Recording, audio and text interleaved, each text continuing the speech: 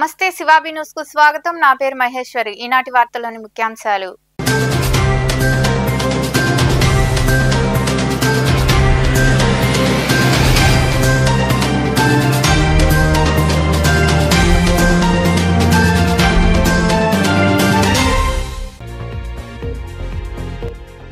కలిసికట్టుగా మొంతా తుఫాను టెక్నాలజీ వినియోగంతో ఆస్తి ప్రాణ నష్టాన్ని తగ్గించగలిగాం. అమరావతిలో ఏర్పాటు చేసిన సమావేశంలో మాట్లాడిన ముఖ్యమంత్రి చంద్రబాబు నాయుడు.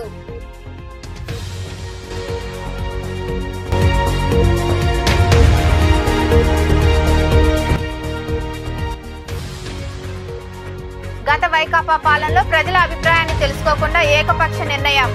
గూడూరును నెల్లూరు జిల్లాలో కలిపేలా చర్యలు తీసుకుంటున్నట్లు వెల్లడించిన ఎమ్మెల్యే పాసం సునీల్ కుమార్.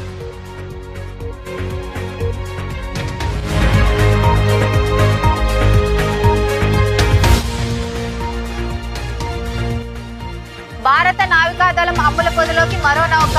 కొచ్చిలోని సదరన్ నేవల్ కమాండ్లో అట్టహాసంగా జరిగిన ఐఎన్ఎస్ ఇక్షక్ జల ప్రవేశ కార్యక్రమం.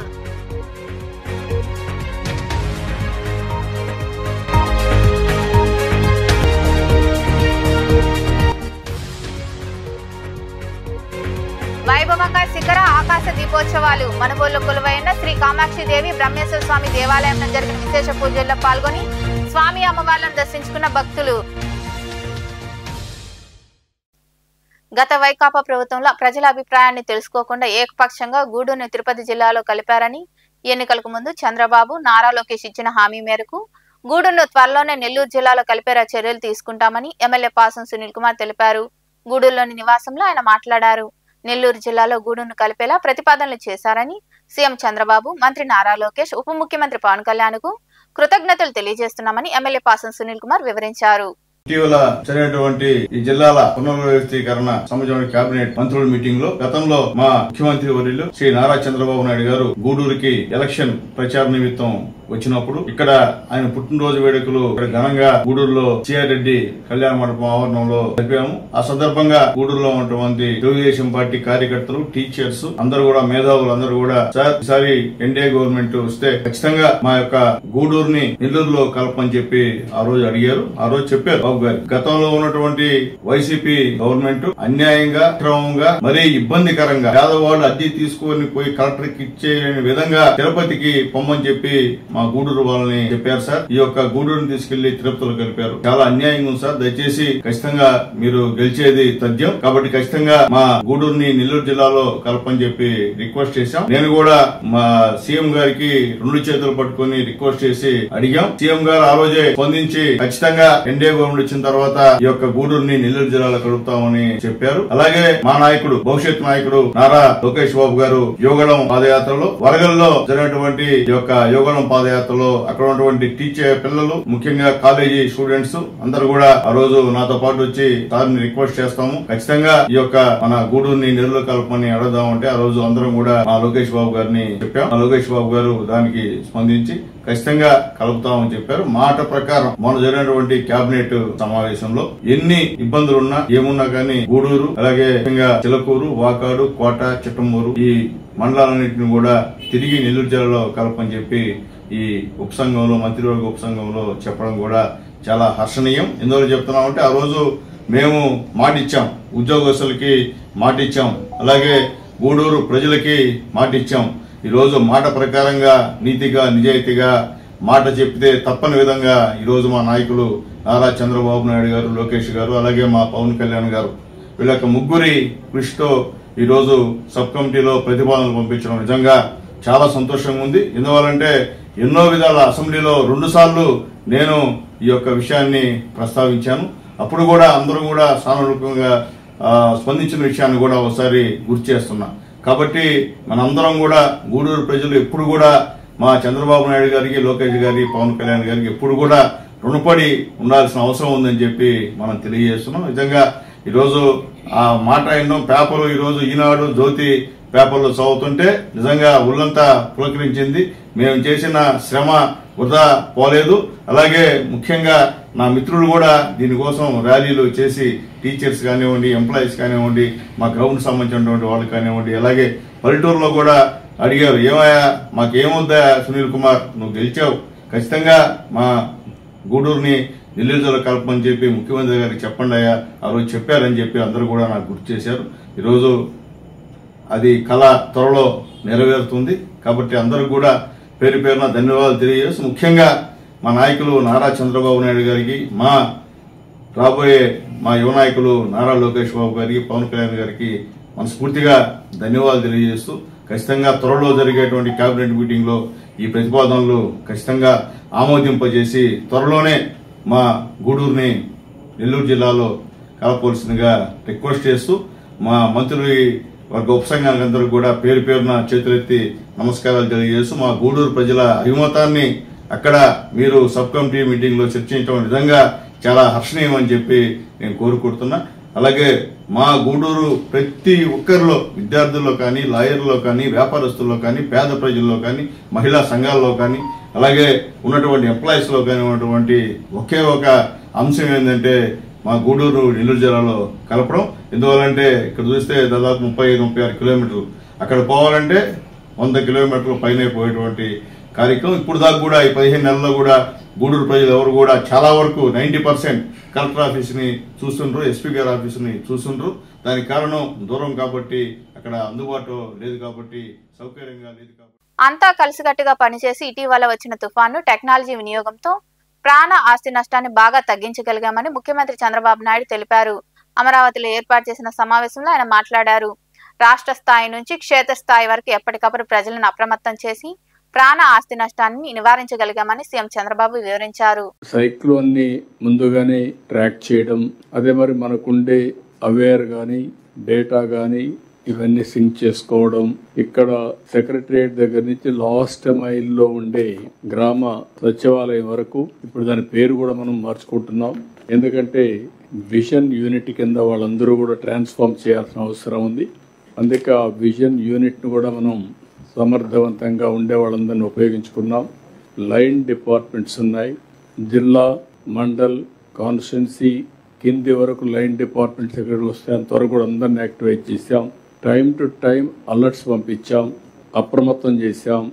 దానికి కావాల్సిన యాక్షన్ ప్లాన్ కూడా తయారు చేసుకుని మనం అనుకున్న ప్రకారం ప్రాణ నష్టాన్ని పూర్తిగా తగ్గించగలిగాం, చాలా వరకు మినిమైజ్ చేశాం. అదే మరిగా ఆస్తి నష్టాన్ని కూడా మనం చాలా వరకు నివారించగలిగాం. ఎప్పుడన్నా తుఫాను వచ్చినప్పుడు, అధిక వర్షాలు వచ్చినప్పుడు పంటలు పూర్తిగా నష్టపోతాయి. ఈసారి కూడా పంటలు నష్టపోయే పరిస్థితికి వచ్చింది. అవన్నీ కూడా రియల్ టైంలోనే బేరీ చేసుకొని మనం ముందుకు పోయే పరిస్థితికి వచ్చాం. ఈ మీటింగ్ యొక్క ముఖ్యమైన ఉద్దేశం, మనం రాబోయే రోజుల్లో డేటా డ్రివన్ గవర్నెన్స్. ఒకసారి టెక్నాలజీలో డేటా అంతా ఉంటే, మనం ఆర్టిఫిషియల్ ఇంటెలిజెన్స్ గురించి మాట్లాడుతున్నాం. ఇక్కడే క్వాంటమ్ కంప్యూటర్ కూడా పెట్టుకొని జనవరి లోపల అది కూడా స్టార్ట్ అవుతుంది. అదే సమయంలో ఈరోజు గూగుల్ అయితే $15 బిలియన్ తో ఏఐ డేటా సెంటర్ పెట్టే పరిస్థితికి వచ్చారు.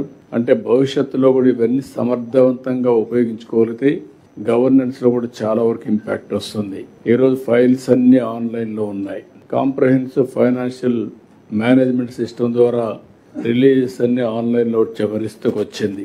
ఇంకో పక్కన ఎప్పటికప్పుడు మనకు వచ్చే రెవెన్యూ కానీ ఇవన్నీ కూడా మనం ఇది చేసుకుంటున్నాం. గడిచిన గవర్నమెంట్ వల్ల 5 సంవత్సరాలు జరిగిన విధ్వంసం నుంచి ఇప్పుడిప్పుడే బయటపడుతున్నాం.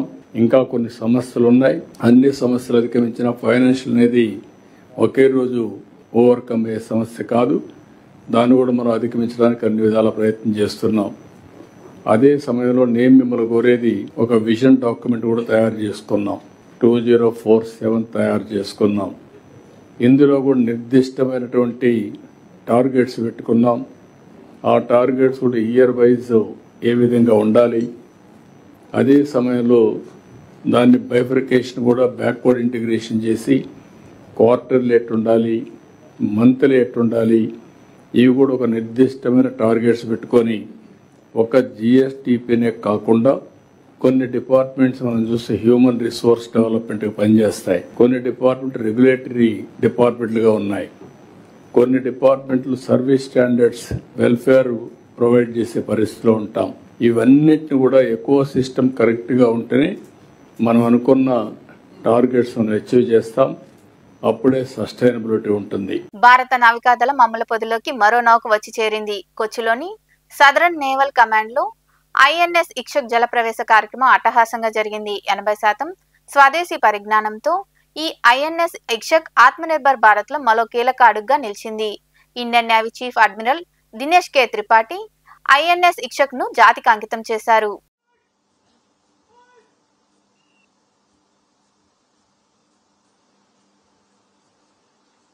कृपया जहाज की पट्टिका का अनावरण करें।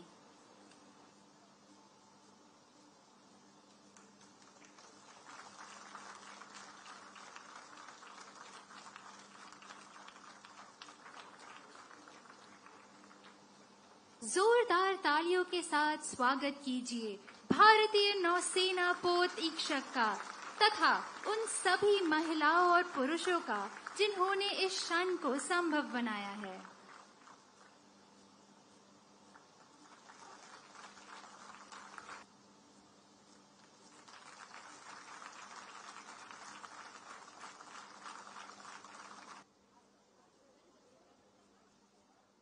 మనుబోలులో వెలిసి ఉన్న శ్రీ కామాక్షిదేవి బ్రహ్మేశ్వర స్వామి ఆలయంలో కార్తీక మాసం సందర్భంగా ప్రత్యేక పూజలు జరిగాయి.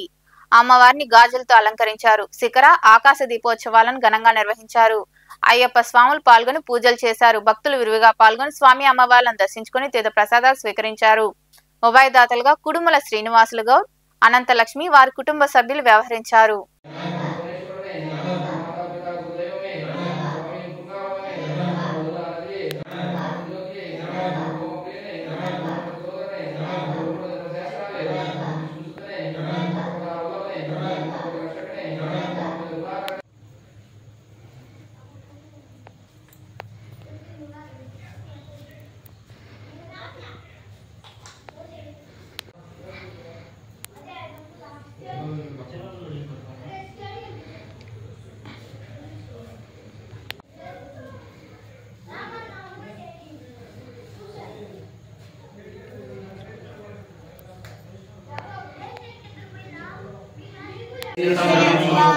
అరుణోదయ సంకాశం నీలకుండలధారిణం బ్రహ్మనందనం వందేహం బ్రహ్మనందనం స్వామి అస్మత్కులేశ్వరం దేవం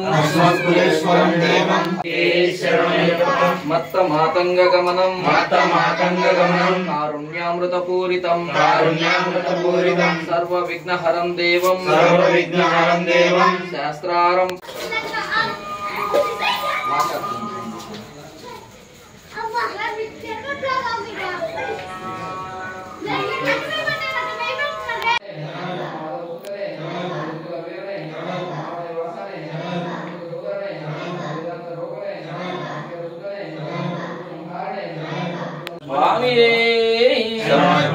ఓం స్వామియే ఓం స్వామియే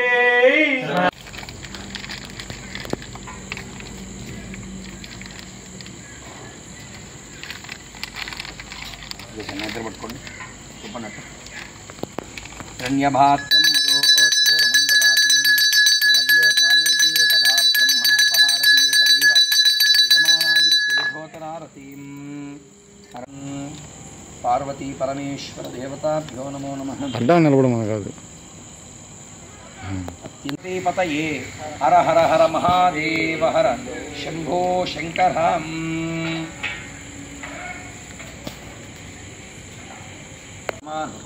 శతమానం భవతి శతాయుష్పురుషస్తేంద్రియే ఆయుష్ేంద్రియే ప్రతిష్టతి.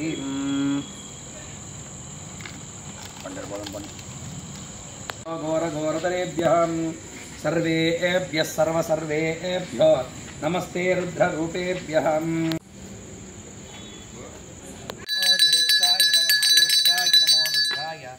కాలాయ కలవికరణాయ బలవికరణాయ బలాయ బలప్రమదనాయ. మనుబోలు సమీపంలోని చెర్లోపల్లి రైల్వే గేట్ వద్ద కొలువై ఉన్న శ్రీ విశ్వనాథ స్వామి దేవాలయంలో కార్తీక మాసాన్ని పురస్కరించుకొని స్వామివారికి రుద్రాభిషేకం ప్రత్యేక పూజలు నిర్వహించారు. భక్తులు విరివిగా పాల్గొని స్వామివారిని దర్శించుకొని తీర్థ ప్రసాదాలు స్వీకరించారు. ఉభయదాతలుగా గంధాల కృష్ణయ్య, అన్నపూర్ణమ్మ దంపతులు వ్యవహరించారు.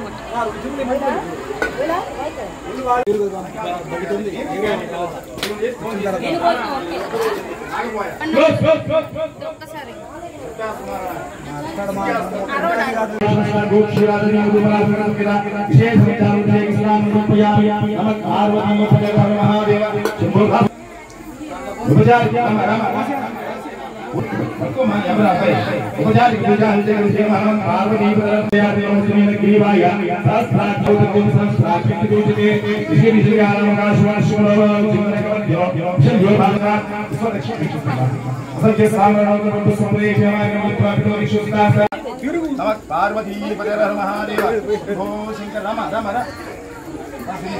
रावाले वास्तव रावाले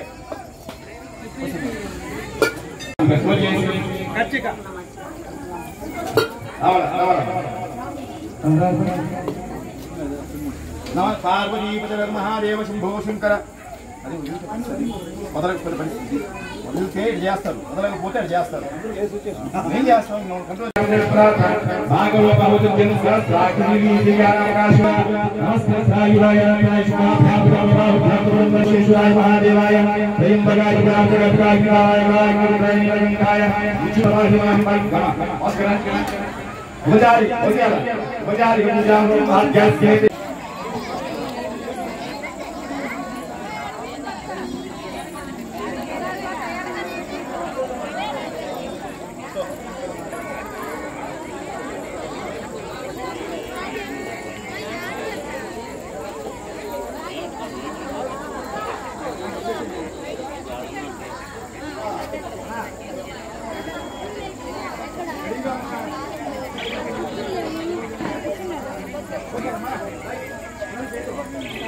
గూడూరు పట్టణంలోని సాయినగర్లో వెలసిన శ్రీ షిరిడి సాయిబాబా మందిరంలో గురువారం రాత్రి బాబాను విశేషంగా అలంకరించి ప్రత్యేక పూజలు చేశారు.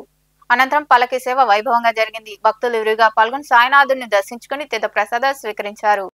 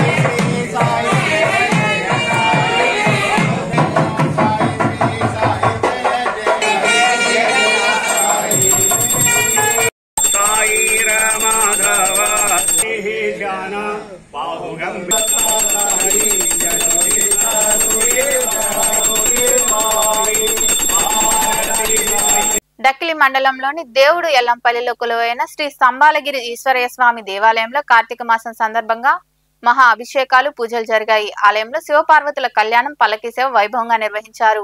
అర్చకులు చంద్రస్వామి ఆధ్వర్యంలో జరిగిన పూజల్లో భక్తులు విరివిగా పాల్గొని స్వామి అమ్మవార్లను దర్శించుకున్నారు.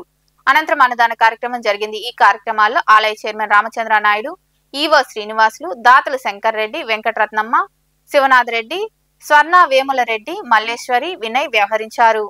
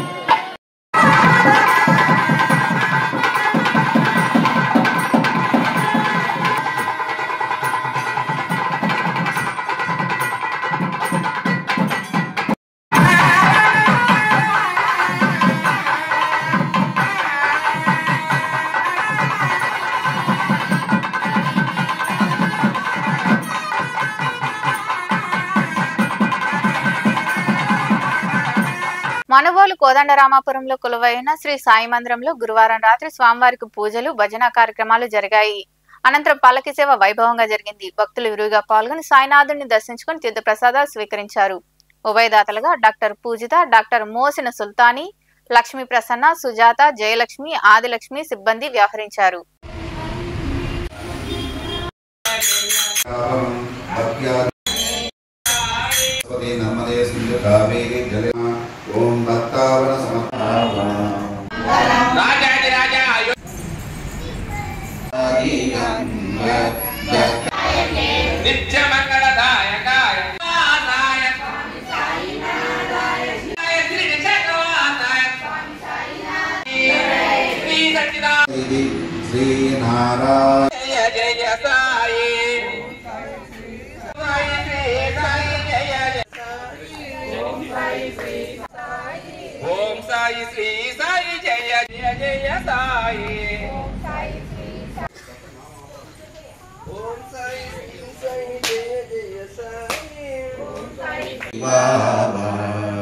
माझ्या निज द्रव्यटेवा तव चरणरज सेवा मागणे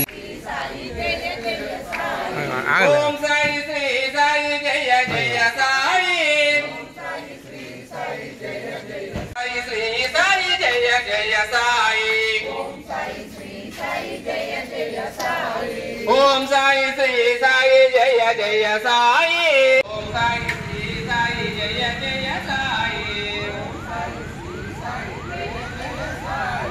ओम साई ओम साई श्री साई जय जय साई ओम साई श्री साई जय जय साई ओम साई श्री साई जय जय साई ओम साई श्री साई जय जय साई ओम साई श्री साई जय जय साई ओम साई श्री साई जय जय साई ओम साई श्री साई जय जय साई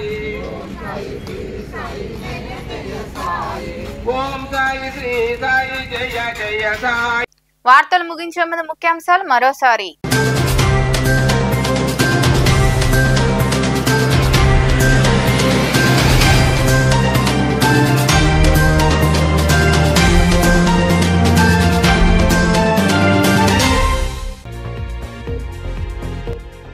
కలిసికట్టుగా మొంతా తుఫాను టెక్నాలజీ వినియోగంతో ఆస్తి ప్రాణ నష్టాన్ని తగ్గించగలిగాం. అమరావతిలో ఏర్పాటు చేసిన సమావేశంలో మాట్లాడిన ముఖ్యమంత్రి చంద్రబాబు నాయుడు.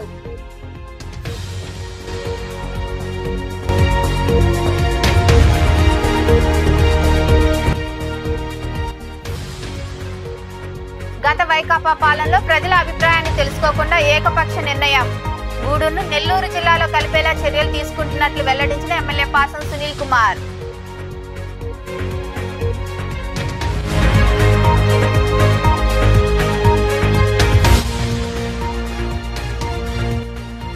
భారత నావికాదళం అప్పుల పొదిలోకి మరో నౌక. కొచ్చిలోని సదరన్ నేవల్ కమాండ్లో అట్టహాసంగా జరిగిన ఐఎన్ఎస్ ఇక్షక్ జలప్రవేశ కార్యక్రమం.